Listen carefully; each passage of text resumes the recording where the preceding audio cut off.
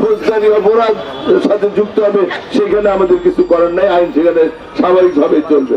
কিন্তু কোনো কারণে কারোর উপর প্রতিহিংসা আমরা নেব না। এটি আমি আবারও পুনরাবৃত্তি করছি। আপনারা যারা রয়েছেন, আপনাদের কাছে বিনীতভাবে অনুরোধ করব যে কোনোভাবে কোনো প্রতিহিংসামূলক কাজ আপনারা করতে যাবেন না, কোনোভাবেই না। যদি আপনাদের কোনো কথা থাকে, আমাদের স্থানীয় নেতৃবৃন্দ আছে, সে তাদেরকে বলবেন, তারা আইনগতভাবে আপনাদেরকে সহযোগিতা করবে। আইন কখনো নিজের হাতে তুলে নেবেন না, বিনীত অনুরোধ করলাম। এটা করলে আমাদের সহযোগিতা পাবেন না। আমি আমার বক্তব্য আর দীর্ঘায়িত করবো না। আবারও আপনাদের প্রতি গভীর কৃতজ্ঞতা জানাচ্ছি যে প্রত্যাশা নিয়ে আপনারা আমাকে নির্বাচিত করেছেন। আপনারা আমার জন্য দোয়া করবেন যেন আল্লাহ রাব্বুল আলামিন আপনাদের সেই প্রত্যাশা পূরণের শক্তি, সাহস এবং ধৈর্য আমাকে দান করেন, এবং সেই সততা নিয়ে যেন আমি আপনাদের জন্য কাজ করতে পারি, সেই দোয়া যে আমার প্রিয় নেতা শহীদ রাষ্ট্রপতি জিয়াউর রহমান, আমার প্রিয় নেত্রী দেশনেত্রী বেগম খালেদা জিয়া এবং তাদের কনিষ্ঠ পুত্র আরাফাত রহমান কোকুর আত্মার মাগফিরাত কামনা করছি। আল্লাহ রাব্বুল আলামিন যেন তাদের সবাইকে জান্নাতুল ফেরদৌস দান করে। আর আমাদের প্রিয় নেতা জনাব তারেক রহমান, যিনি জিয়া পরিবারের শেষ সদস্য বলবো, এবং তিনি আমাদের আশার বাতিঘর। সর্বতভাবে বাংলাদেশি জাতীয়তাবাদে যারা বিশ্বাস করি এবং আমরা বিএনপি যারা আদর্শের সৈনিক, আমরা মনে করি যে আগামী ক্ষমতা গ্রহণের পরপরই অনেকগুলো চ্যালেঞ্জ আমার নেতার সামনে আসবে। আমরা যদি ঐক্যবদ্ধ থেকে এবং কিছুটা ত্যাগ স্বীকার করে যদি ওনার পাশে আমরা দাঁড়াই, আমি বিশ্বাস করি উনি খুব দ্রুতই এই দেশটাকে একটি সুন্দর সব দিক দিয়ে, অর্থনৈতিক দিক দিয়ে, সামাজিক, রাজনৈতিক, তারপরে আপনার ব্যবসায়িক দিক, সব দিক দিয়ে, গণতান্ত্রিক চর্চার দিক দিয়ে উনি একটা সঠিক লাইনে নিয়ে আসতে পারবে। আল্লাহ রাব্বুল আলামিন যেন তাকে সেই শক্তি এবং ধৈর্য দান করেন। আর আমার নির্বাচনী এলাকার বাংলাদেশ জাতীয়তাবাদী দলের যে সমস্ত প্রত্যেকটা গ্রাম, ওয়ার্ড পর্যন্ত বা পাড়া মহল্লা থেকে শুরু করে উপজেলা পর্যন্ত যে সমস্ত নেতৃবৃন্দ আমাদের এই দলের জন্য কাজ করে দলকে সমৃদ্ধ করে রেখে গিয়েছেন এবং ইতিমধ্যে আমাদের মাঝ থেকে তারা বিদায় নিয়েছেন, আমি তাদেরও সবার আত্মার মাগফিরাত কামনা করছি। পালন করবো ইনশাআল্লাহ। এখানে লোভ লালসা কোনো কিছুই আমাকে প্রভাবিত করতে পারবে না ইনশাআল্লাহ। আমরা একটি কথা বারবার বলছি যে আমরা গণমানুষের জন্য রাজনীতি করি। আমরা সমষ্টির জন্য উন্নয়ন করতে পারবো, ব্যক্তি বিশেষের জন্য আমাদের খুব বেশি কিছু করার নাই। ভাইরা আমার, আমি বিশ্বাস করি যে আমি যে নেতা কর্মীদের পেয়েছি গত 20 বছর, আমাদের সবচেয়ে বড় পাওনা হচ্ছে যে আজকে আমরা মুক্ত বাতাসে, মুক্ত পরিবেশে দাঁড়িয়ে আমরা কথা বলতে পারছি, রাজনীতি করতে পারছি, আমাদের ভোটাধিকার প্রয়োগ করতে পারছি। এটির জন্যই আমরা গত 20 বছর আমরা যুদ্ধ করেছি, সংগ্রাম করেছি। সুতরাং আমরা আগামী দিনে এই ধারা আমরা অব্যাহত রাখতে চাই। কোনোভাবেই গণতন্ত্রকে আমরা হত্যা করতে চাই না, কোনোভাবেই ভোটের অধিকারকে আমরা হরণ করতে চাই না, কোনোভাবেই আমরা দেশের স্বাধীনতা, সার্বভৌমত্ব হুমকির মুখে পড়ুক এমন কোনো কাজ আমরা করব না। প্রিয় ভাইরা আমার প্রিয় নেতা জনাব তারেক রহমান, তিনি রাষ্ট্রীয় ক্ষমতায় বসার পরে দেখবেন অনেক গুণগত পরিবর্তন হয়েছে। সেই ক্ষেত্রে আমাদেরকে অবশ্যই সহযোগিতার হাত বাড়িয়ে দিতে হবে। প্রিয় ভাইরা আমার, আমরা সমষ্টিগতভাবে ভালো থাকতে চাই, রাজনীতি করে কিছু পাওয়ার নাই। ভাইরা আমার, রাজনীতি দেওয়ার জায়গা, রাজনীতি পাওয়ার জায়গা না। এবং আমি বিশ্বাস করি এখানে 2-4 জন পাওয়ার লোক আছে, পাওয়ার লোভে যারা রাজনীতি করেন, কিন্তু এখানে আমি বিশ্বাস করি 98% লোক এখানে নির্ভয়ে, নির্লোভ ভাবে তারা দেশের সাথে, জনগণের সাথে তারা রাজনীতির সাথে সম্পৃক্ত রয়েছেন। আপনারা প্রিয় ভাই, সুতরাং আমি অনুরোধ করব, আমাকে কখনো অন্যায় কিছু বলে আমাকে বিব্রত করবেন না।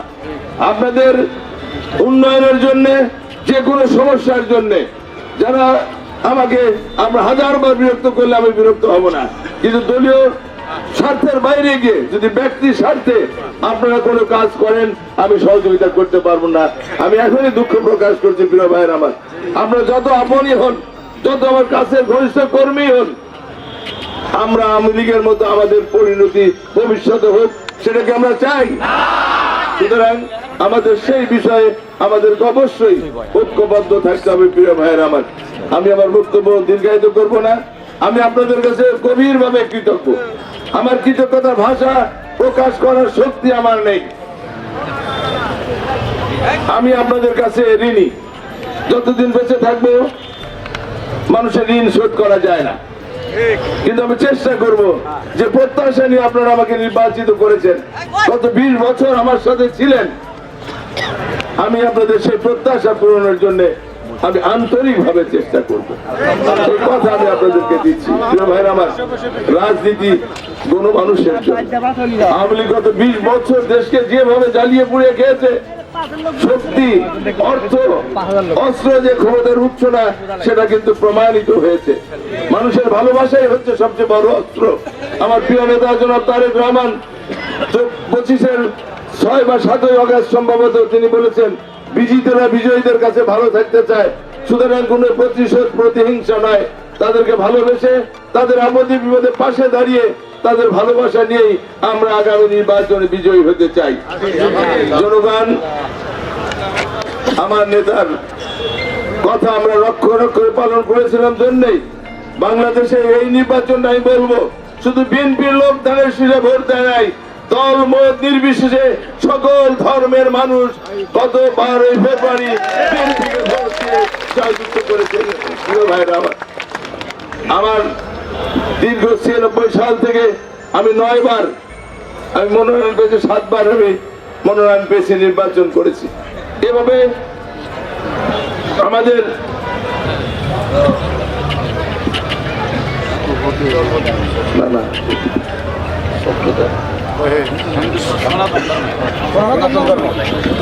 সনাতনী ধর্মের ভাইরা এভাবে আমাদেরকে কখনো সমর্থন করে নাই।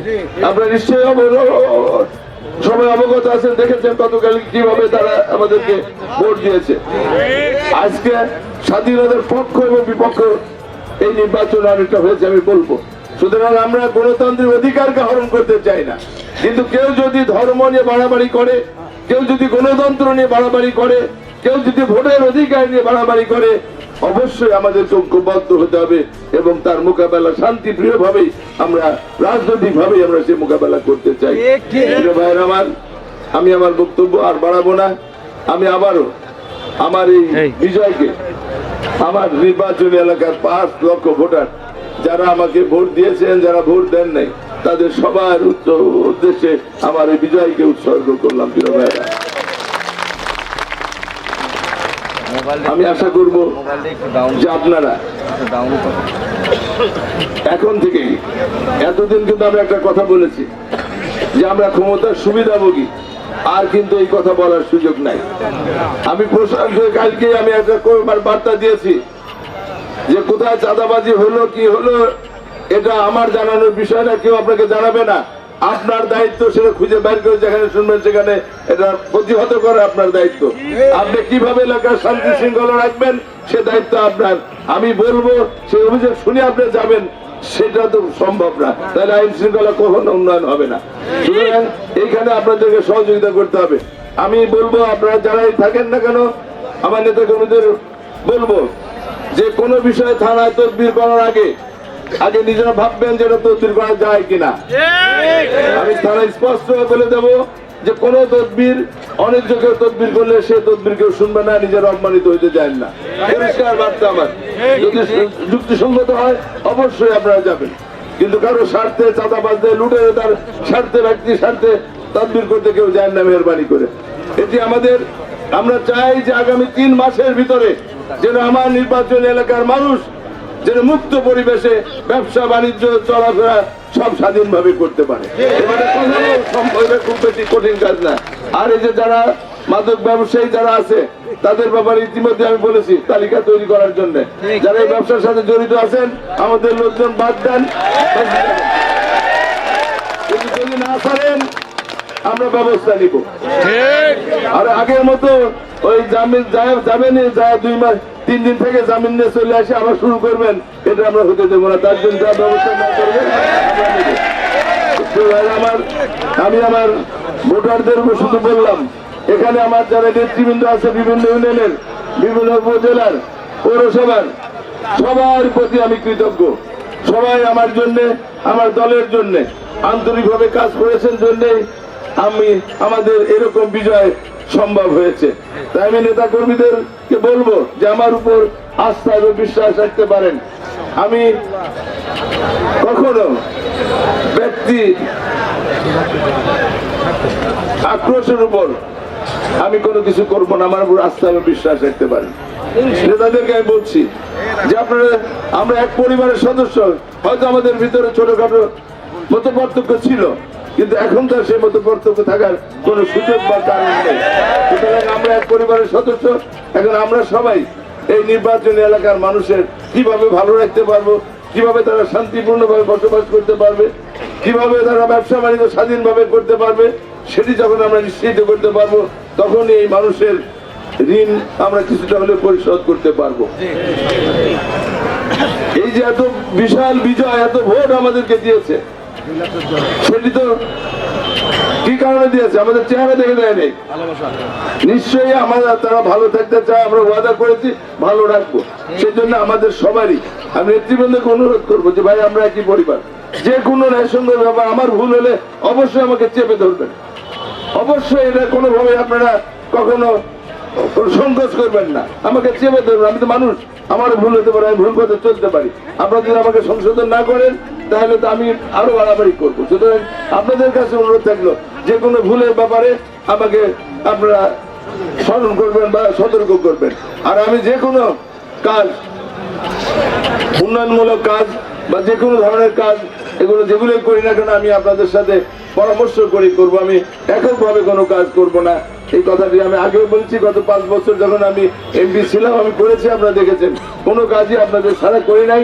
এবারও কিন্তু আমি এই যে 5 তারিখের পরিবর্তনের পরে যত উন্নয়নমূলক কাজের তালিকা আপনারা দিয়েছেন, আপনাদের কাছ থেকে নিয়েই কিন্তু সেই কাজগুলো আমরা বিভিন্ন প্রকল্পে ঢুকিয়েছি। আশা করি খুব তাড়াতাড়ি সেই কাজগুলো আমরা শুরু করতে পারবো। আরো যে সমস্ত কাজ রয়েছে ইনশাল্লাহ আপনাদের সাথে পরামর্শ করেই আমি এই কাজগুলো করবো। তো প্রিয় ভাইরা, আমি আর দীর্ঘায়িত করবো না। আমি আপনাদেরকে আবারও আমার ব্যক্তিগত পক্ষ থেকে আন্তরিক ধন্যবাদ এবং কৃতজ্ঞতা জানাচ্ছি যে আপনারা আমাকে আবার আপনাদের সেবা করার সুযোগ দিয়েছেন। যে কাজের জন্য গত 20 বছর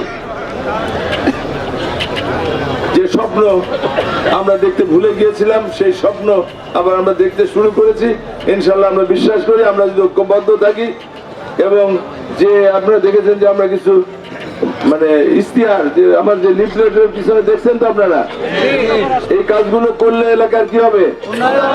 আর কিছু বাদ থাকবে? ইনশাল্লাহ আশা করি এই কাজগুলো আমরা আগামী 5 বছরের মধ্যে করতে পারবো ইনশাল্লাহ। সাথে সাথে আইন শৃঙ্খলা পরিস্থিতি যাতে আরো উন্নতি হয়, মানুষ যাতে শান্তিতে থাকতে পারে, এই বিষয়ে আমরা সবাই মিলে আমরা ঐক্যবদ্ধভাবে কাজ করব। এই ওয়াদা দিয়ে আবারও আমি ঘোষণা করছি যে আমি কোন সন্ত্রাসী, চাঁদাবাজ, মাস্তান, দখলবাজ, মাদক সেবী, মাদক ব্যবসায়ী এদের সাথে রাজনীতি করব না। এদের সাথে আমার কোনো সম্পর্ক থাকবে না। সেই সাথে সাথে আমি কথা দিচ্ছি আপনাদের, যেটা আমি নির্বাচনের আগে বিভিন্ন পথসভা, জনসভায় দিয়েছি, আবারও আমি নির্বাচিত হওয়ার পরে আমি আপনাদেরকে প্রতিশ্রুতি দিয়েছেন। আমি বিশ্বাস করি ওই প্রতিশ্রুতির কারণেই আপনারা আমাকে এত বিপুল ভোটে বিজয়ী করেছেন। সেটা হচ্ছে যে আমি সকল লেভেল অনুসার ঊর্ধ্বে উঠে, দলীয় সংকীর্ণতার ঊর্ধ্বে উঠে আমি নির্লোভভাবে আমার নির্বাচনী এলাকার মানুষের ভাগ্যের উন্নয়নের জন্য আমি কাজ করে যাব ইনশাআল্লাহ। ইনসাফ হবে আমার কাজের সবচেয়ে বড় মাপকাঠি। সত্য, ন্যায় এবং ইনসাফের সাথে আমি আপনাদের সেবা করবো ইনশাআল্লাহ। দ্বিতীয়ত হচ্ছে আবার যেটা বলেছি যে সকল দলের, সকল ধর্মের, সকল বর্ণের, সকল গোত্রের মানুষ যারা আমাকে ভোট দিয়েছে, আমাদের যারা ভোট দেয় নাই, তারা সবাই আগামী 5 বছর একই মর্যাদা পাবে, একই অধিকার নিয়ে তারা আমার নির্বাচন এলাকায় গণতান্ত্রিক চর্চা করতে পারবে, যতক্ষণ না তারা